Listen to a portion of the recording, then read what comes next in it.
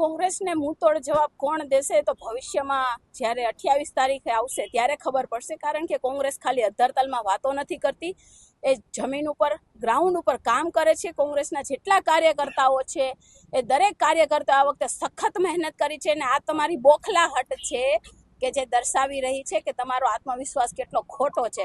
એટલું જ સત્ય હોય અને એટલું જ તમે કામ કર્યું હોય તો કેમ તમારે તમારા વિસ્તારમાં દરેક વોર્ડમાં ઉમેદવાર બદલાવાની જરૂર પડી?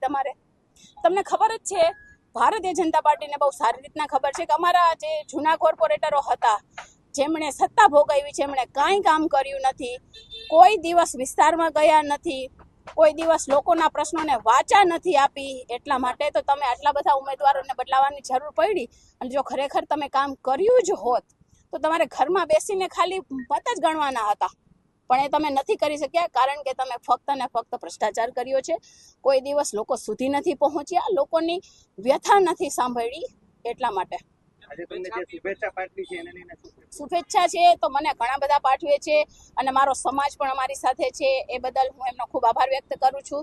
અને ખાસ તો ભગવતીના આશીર્વાદ અમારી સાથે છે અને અમને પૂર્ણ વિશ્વાસ છે કે અમારી જે મહેનત છે એ રંગ લઈ આવશે. અમે જે લોકો સુધી પહોંચ્યા છીએ, એમના ઘર સુધી પહોંચ્યા છીએ, એમના પ્રશ્નોને વાચા આપી છે, એ અમારા માટે ખૂબ મહત્વનું છે અને અમારા વિજય માટેનું કારણ પણ એ જ હશે. જો આપને કોઈ શુભેચ્છા પાઠવે, ભલે સાચી રીતના હોય કે ખોટી રીતના હોય, એનો આભાર માનવો જ જોઈએ. એટલે મારા જેટલા શુભચિંતકો છે એમણે જે પણ કોઈ માધ્યમથી મને શુભેચ્છા પાઠવી એ બદલ એમનો ખૂબ આભાર વ્યક્ત કરું છું.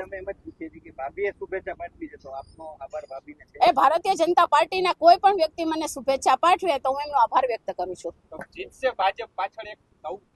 એ ઓવર કોન્ફિડન્સ છે. અચ્છા, તો એવું હોઈ શકે ને કે હવે એ લોકો એક્સેપ્ટ કરે છે કે અમે ઈવીએમ માં સેટિંગ કરશું? એનો મતલબ એ થયો ને કે તમને કેમ આટલો કોન્ફિડન્સ છે, આટલો જુવાડ છે. લોકો તમારા જે ઉમેદવારો છે એમને ધૂતકારે છે, એમને જૂતાનો હાર પહેરાવે છે, છતાં પણ તમે આટલા કોન્ફિડન્સથી કહો છો, એનો મતલબ એમ થાય ને કે હવે તો તમે કંઈક સેટિંગ કરશો જ.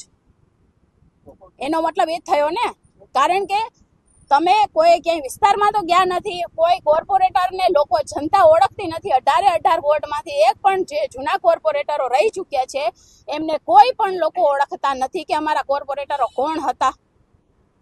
એટલે આવા ખોટા કોન્ફિડન્સ અને તમારી બોખલાહટ દર્શાવે છે કે તમે શું કહેવા માંગો છો.